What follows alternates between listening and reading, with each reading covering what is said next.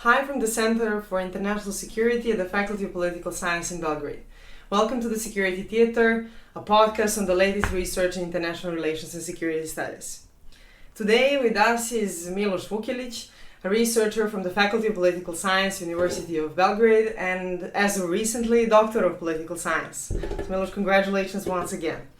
Miloš has also recently returned from the University of Cincinnati, where he spent a year as a Fulbright visiting scholar. Miloš has been interested in the studies of ethnicity and nationalism, international political sociology, English school in international relations, and also the role of cyberspace in shaping the international relations and international society as such. The occasion for today's talk is Miloš recently defended his PhD topic on the title of the cultural wars in the USA and the European Union in the period from 2014 to 2020. Miloš, could you, for the beginning, tell us something more about the very concept of the cultural wars? First of all, thank you, Tijana, for having me today, and thank you for your congratulations.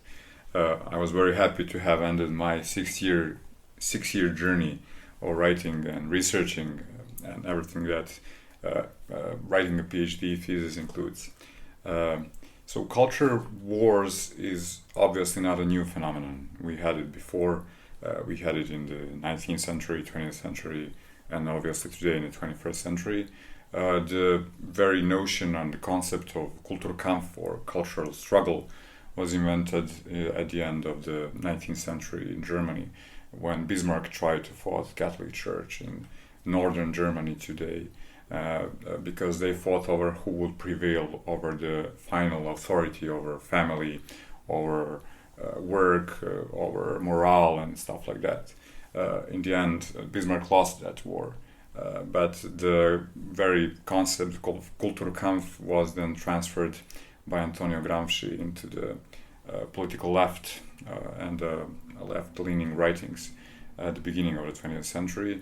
And the very first culture wars, meaning that the left and the right started to struggle in terms of cultural struggle, not necessarily labor struggle, material struggle and stuff like that, happened in the 60s, in the late 60s, when the French were actually the first on the right to adopt the Gramscian concept, even though it was maybe counterintuitive at that moment.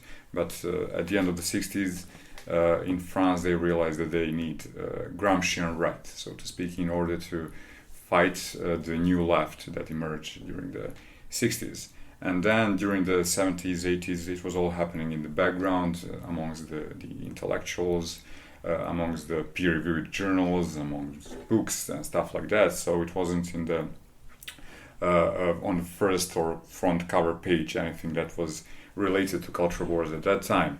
But during the 90s, we've seen actually the real broader culture wars in the United States of America, and the very same topics that we are seeing today in the United States and the European Union, meaning the struggle over family, over gender, about how many pronouns should we have, are there 2 or maybe 60, about politics, about international relations, should international relations be established on the basis of nation states or globalized cosmopolitan or West maybe as one entity and stuff like that. So it's mainly a struggle to define the basic concepts of our social and political life. And the notions that we are using today mostly emerged in the 90s in American culture wars, and today we are seeing it both on the left and the right, that it became a mass struggle, not necessarily only between the intellectuals, but throughout campuses, throughout social networks, of course predominantly over social networks, but we've seen even terrorist acts as a consequence of those culture wars. For example, Christchurch in New Zealand, when the perpetrator was actually indoctrinated through social media forums, and he was indoctrinated by one side of the culture wars, by the more extreme side, by the most extreme part of one side of culture wars on the right. And he used, for example, unfortunately also some symbols that included Serbs as well, and justified war in the Balkans in the 90s for the Yugoslavian inheritance and stuff like that. So there were many reasons why I started researching this topic, and one of the reasons it was that Serbs were predominantly represented in terms of how many Serbs there are actually in the world on the right side of the spectrum. Okay, thank you very much. And I wanted to ask you this, I think even earlier. Now when talking about the definition of cultural wars, you've used a couple of synonyms like struggle, cultural conflict, etc. So why wars? Is like the war the proper word in this concept, and what is the added value of the concept? I know you said this is a term with like a long history and different manifestation throughout the history and society. So why the wording is like cultural wars as such? Because we have this common sense, definition of wars, which usually, mean at least some threshold of casualties, etc. Basically, the very term is a consequence of the 90s in the United States and struggle in the United States of the 90s. The struggle might be a better wording here, but because it was used before as a culture wars and used by the authors who promoted that very term, people are more familiar with the concept of wars and they know what it actually entails because they faced it in the 90s. And there were a couple of books in the 90s that described the entire phenomenon as wars. So it is path dependence, so to speak. And I'm using it in order to be more recognizable about what I'm actually writing about and what I'm researching. So the cultural struggle wouldn't be wrong. It would be appropriate as well. It would be maybe even more precise if you think about it from a theoretical, methodological, conceptual, philosophical point of view, epistemological, whatnot. But the culture wars actually gain ground in the United States, and that's why I'm using it. It's more recognizable. Okay, sure. You've already touched upon a bit of the cases you explore in your dissertation. So how did the cultural conflicts or wars or struggles manifest themselves in the United States, in the EU between the 2014 and 2020? Or like there are some big differences or some underlying themes behind those wars in these two cases? Or the greatest difference is that big tech actually is concentrated in the United States. That's the first thing. So the decisions about what kind of algorithms are we going to use on social networks is always based in the United States. That's the first thing. The second thing is that because the United States somehow dominate also these topics and decide about the trends, not necessarily only in the European Union and the United States, we see the predominance of US topics, meaning that when there is an abortion struggle in the United States, the entire internet is immersed deeply into this struggle. When there are American elections, everyone's talking about American elections, which wasn't the case before. It was the realm of the experts and people who are reading daily newspapers who deal with those stuff. But it wasn't that it was so immersed into our daily life, even here in Serbia, that, for example, people decide about the topics on gun violence in the United States, in Serbia, and have a very strong opinion on that, even though we are a completely different case than the United States. So the predominance of American topics is the second thing. So basically two main things. Big tech and the predominance of American topics is something that determines culture wars, and the European Union in this case is merely reactive in most cases. And the third thing is that Americans, for example, particularly on the right, are using European politicians, historians, publishers, and so on, in order to boost their arguments. So some of the topics that we are hearing today in the United States emerged in Europe. So it's hard to separate culture wars in Europe from culture wars in the United States. We know that the US dominates them today, but it's hard to understand try to find the origin of the actual term, whether it's in Europe or in the United States. But those are three main points that propelled me to research both the US and the EU, and it was really hard to separate them.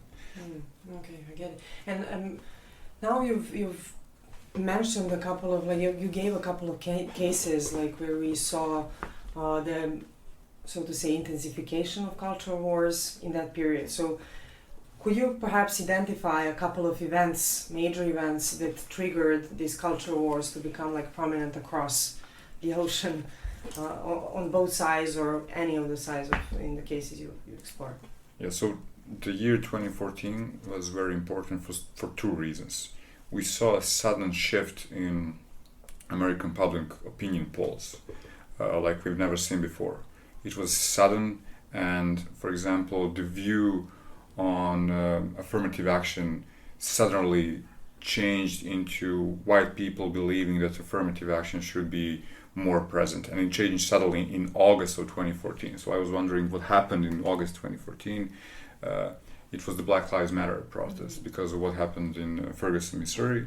And also in August 2014 we had Gamergate, which was a discussion on online forums about sexism in games, about feminism in general. So mainly male gamers try to convince the world that feminism is toxic and not that masculinity is toxic, and then they suddenly politicized a lot of people who weren't politicized before, such like gamers, and they swarmed the YouTube, swarmed the Reddit, swarmed 4chan and forums like that, and they started dominating these social networks like we've never seen before. So these people who weren't political at all before started to be the main ideological source of the population, which in the end we saw in 2016 elections in the United States, which is also one of the main events that you mentioned. And Trumpism in general has its source in Gamergate and the ideological interpretation that emerged from Gamergate. Also, Brexit was also a part of that talk. Then 2020 was a really important year, 2018 as well, but let's go straight to 2020, pandemic, and then George Floyd murder, and then American presidential election again. So those are basically the main events that decided on the intensification of culture wars. Also the abortion thing with the US Constitutional Court. So those are basically the main events per se that spurred and further polarized societies and contributed to the entire struggle to be more massive than it was before, and entered our daily lives in a way never seen before through social networks. And when you say this entered to our daily lives in a scale or manner we've never seen before, what exactly do you mean by this? So the researches of everyday identity, mainly the researches of nationalism, concluded that our collective identity has not been necessarily only built by the great politicians, by great writers, by all those great movements after French Revolution and stuff like that. That it is not dictated from the above necessarily, from the media editors and stuff like that, but that it is constructed from below, from our everyday interactions, be it with our neighbors, with our colleagues in a professional manner, with our family, with church, school, and institutions like that, where we actually emphasize our identity without even being aware that we are doing it. So it is an unconscious process, mainly the identity building process. Even the collective identity building process is an unconscious one. And social networks, what they did is that they entered our sub-unconsciousness in a way that they, for example, we also have polls about these things, that 5, 6, or 7, or 8, or even 10 hours a day people spend on social networks, and they the decisions on their next steps on social networks are made by artificial intelligence, meaning that the artificial intelligence is somehow constructing the everyday identity, the everyday topics, and constructing the collective identity in that way. So that is the major shift that happened, that erased the difference between private and public, that erased the difference between conscious and unconscious in a lot of manner, and we have a lot of unconscious advertising and stuff like that that has been developed in behavioral psychology and whatnot. So that is the main reason why I'm speaking about the everyday and the everyday life, and why the everyday is the crucial point where the change occurred, and the point where, and the reason why the cultural struggle intensified.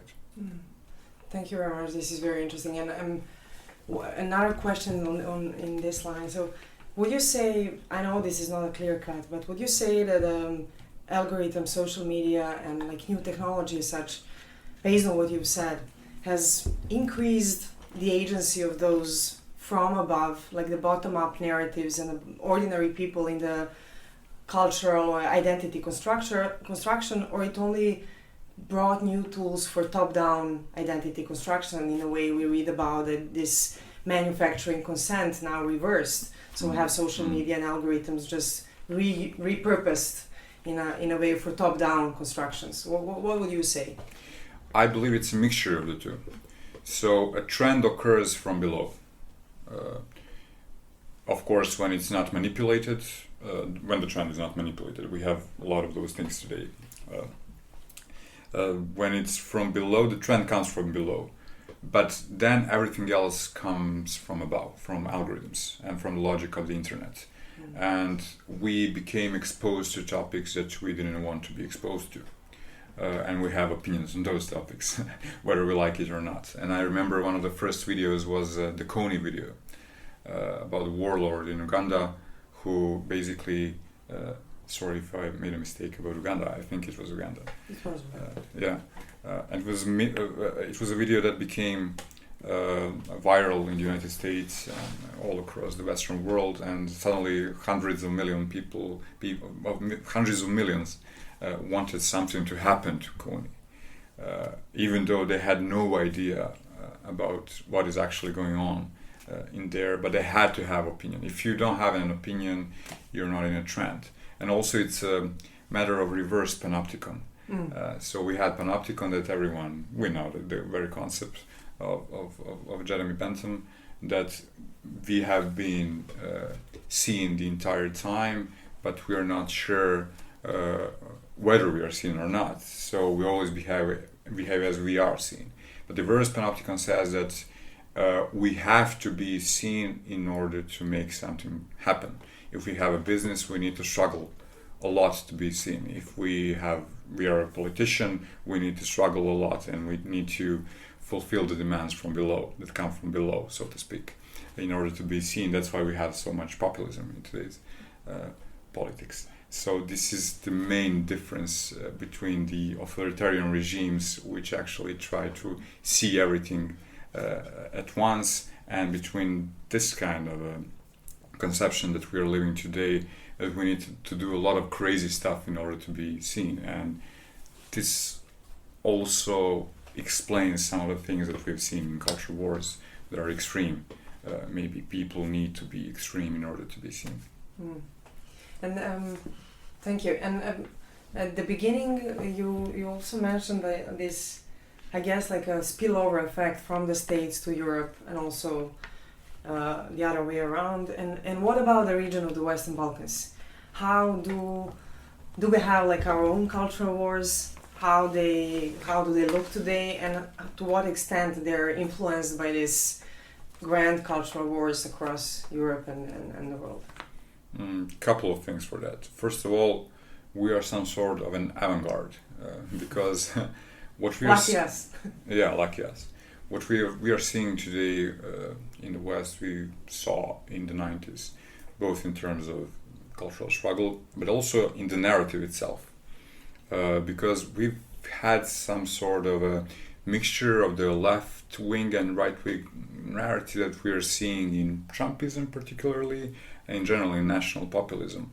Because in the 90s we were fighting the global force, so we were fighting globalists, we were fighting the cosmopolitans, the huge multinational companies and stuff like that. So we've seen that in Serbia, and particularly during the 90s. And the second thing, Serbs are sort of a reference point for the right wing, especially today. If we look at it, a lot of things that happened in the 90s are taken as a reference point today for the national populism, for good or for bad, right?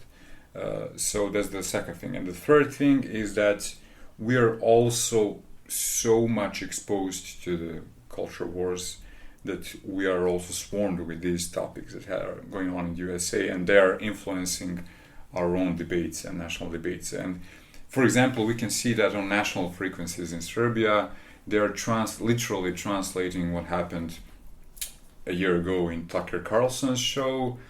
Today, they are even translating, for example, CNN interviews, live interviews, and Fox's live interviews, and Tucker Carlson on Twitter interviews.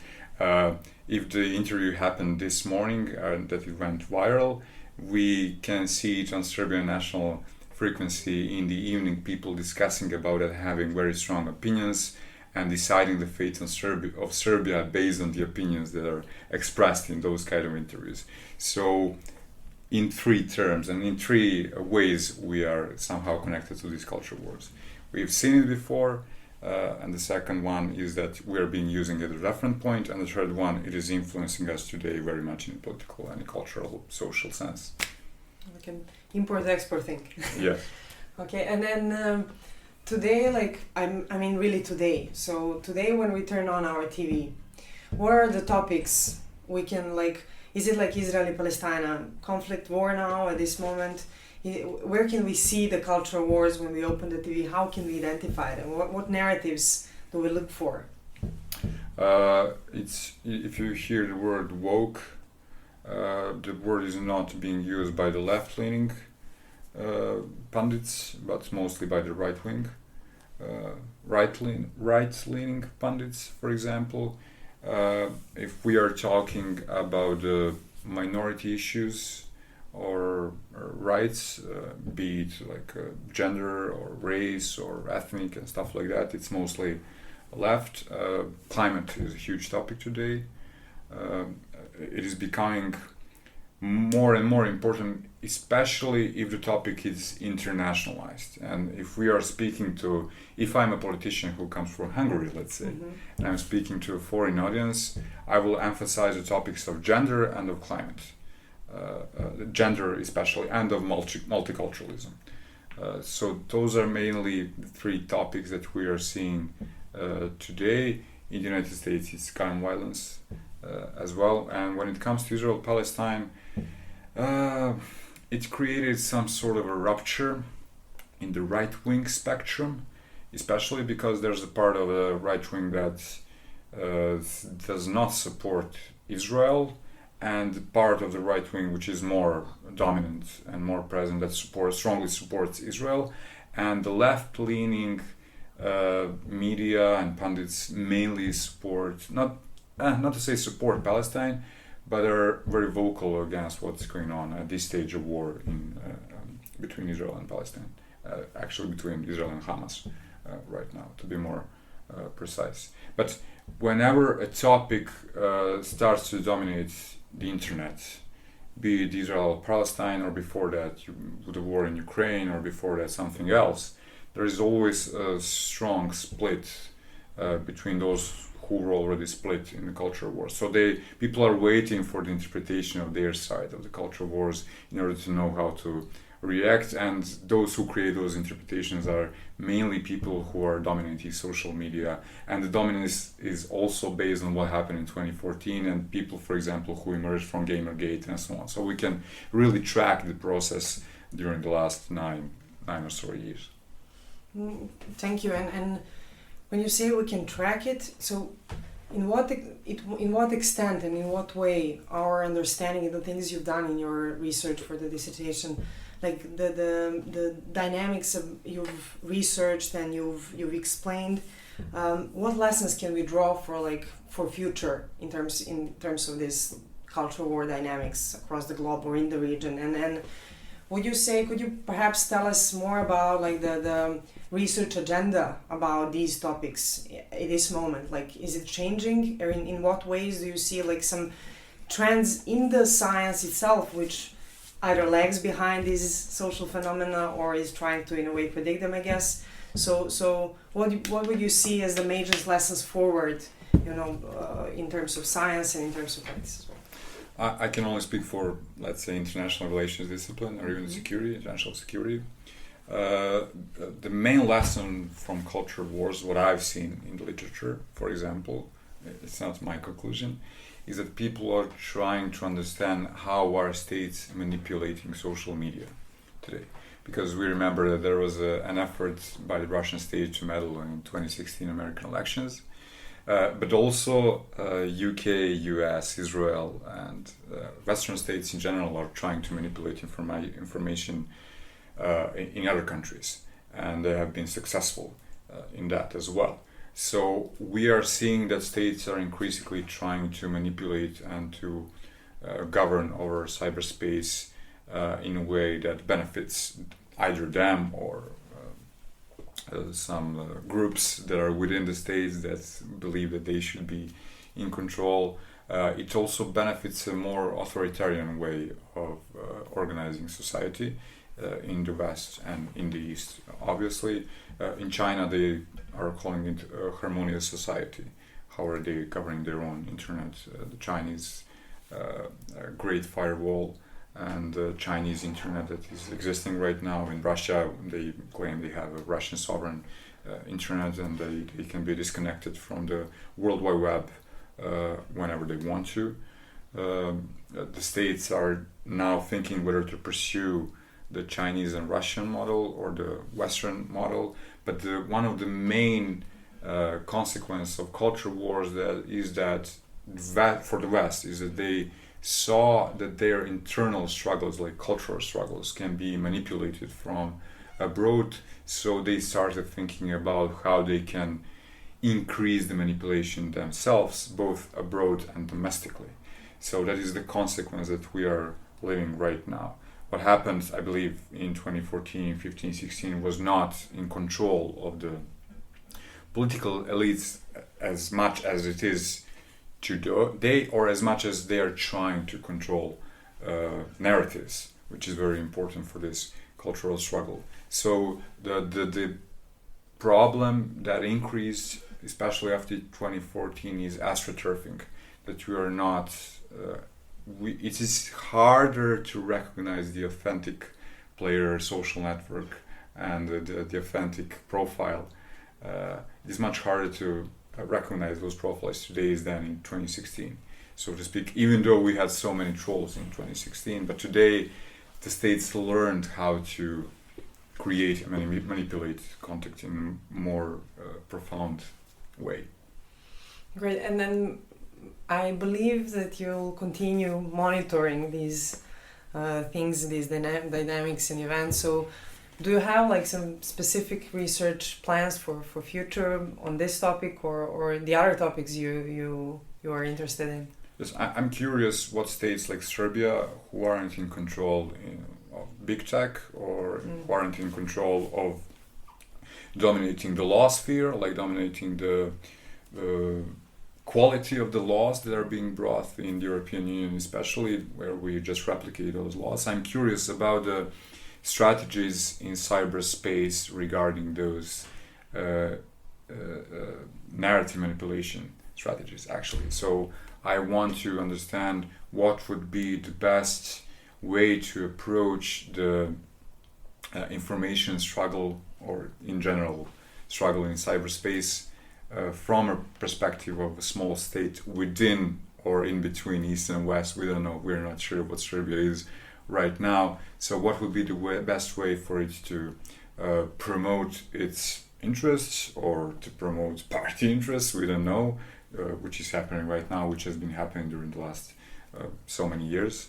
So I'm trying to understand what are potential strategies to promote some sort of national interest by the small states within the already designated area.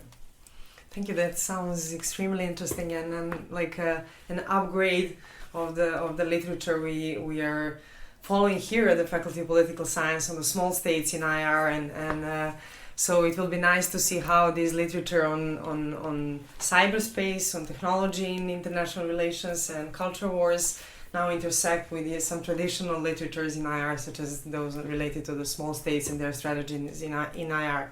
And following this, at the beginning we mentioned you spent a year at the University of Cincinnati as a visiting researcher on a Fulbright scholarship. So can you tell us more? I know you spent time there working with like some prominent researchers in the field of technology, role of technology in IR. Can you tell us more about his experience and could you also tell us about the entire experience and even perhaps a sentence or two on the application process and maybe encourage some of our listeners who are also thinking about these opportunities and sometimes this is so distant and impossible, but having you here as an example, somebody who managed to do this from immediately, can you tell us more about this? Yeah, so I'll respond to the second question first. The biggest issue with when you apply to a scholarship is that you actually have a doable research plan, and that you convince the commission that you have a doable research plan and that it actually makes sense that you have such a plan, that it's innovative, and that when you come back to your country that you will apply the innovations that you will, for example, get in that country or in that state and whatnot. So the most important thing is to create a clear-cut, understandable contribution of your work to your country and to the discipline as well.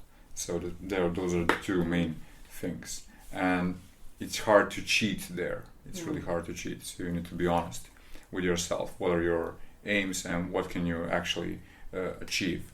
And people will or should recognize that, and they will evaluate your proposal in accordance with those criteria. So that's the first thing. Just have a doable research plan and try to think about it more than one day. Try to write it for like a couple of months maybe, or it can be a development of your own PhD thesis, like it was the case with me. So I was developing my research plan for a couple of years before I applied for the Fulbright scholarship. But people also can apply for Fulbright Master scholarships, which is also very good, can be a really good thing. I know a couple of people from the last year, and one of them is here with us at the Faculty of Political Science. He was the best student at the American University in Washington, Goran. So I encourage everyone who wants to get that kind of an experience to apply for the Fulbright scholarship, and they will definitely have the opportunity to experience a lot of things that they cannot experience here in Serbia. As for the first question, yes, I had the opportunity to talk to collaborate with, to talk a lot with people who are dealing with the cyber conflict in general, and one of them is Richard Hartnett. He's a professor at the University of Cincinnati, and he's the head of the Ohio Cyber Range Institute Center for Cyber Strategy and Policy, and he had a really important book last year which dealt with cyber persistent theory. So I encourage people to try to find that book and read it. And the other person who was really important for me was Gregory Winger. He allowed me to audit his courses, and one of them was cyber conflict, which was fantastic indeed, and which helped me gain a lot of insights that I couldn't gain anywhere else, I believe. So I do believe that when you apply for Fulbright, you will have people who will try to find the best fit for your interests in the entire United States, and that's what happened with me. So that's probably the best thing about Fulbright, right? Thank you, Miloš, very much for sharing your experience from the studying in the States. And I assume both you and our colleague Goran Sandic are probably open to give some advice to people who are thinking about applying. So if anybody is thinking, Absolutely. Please reach out to us and we'll contact Miloš for you. So at the end, one thing we wanted to ask you, and you are really free to choose whatever you want in terms of whether this will be a special issue from some journal or an event or a conference, upcoming conference, or a book that we are maybe expecting. But we wanted to ask you if you had to name one thing that our followers should pay attention to in the upcoming period, what would it be? It would be a website called Binding Hook. It's a newly established website by the researchers of cyber conflict in general, and people who establish a European Center for Cyber Research, something like that. I'm not sure about the entire name, but Binding Hook is a newly established website, and there are already some great articles over there and some great book reviews that the books that I read in the last year, for example, and that I found very important for my own research. And those are the people who are at the center of research in internet, at the actually nexus of international relations and cybersecurity. So that's the one thing that I would suggest for your listeners. Okay, thank you very much. Thank you for everything today, and good luck with your own research and your own publications, and also good luck with bringing the changes and innovation from the States. You mentioned it from your Fulbright experience here to the Faculty of Political Science and to our academic community in the entire region. So, and we really hope to host you again. Thank you very much. Dear listeners, thank you for following the Security Theater podcast. We hope you have found this episode interesting. Stay tuned until our next episode. Follow us and reach out to us via Center for International Security website and social media channels.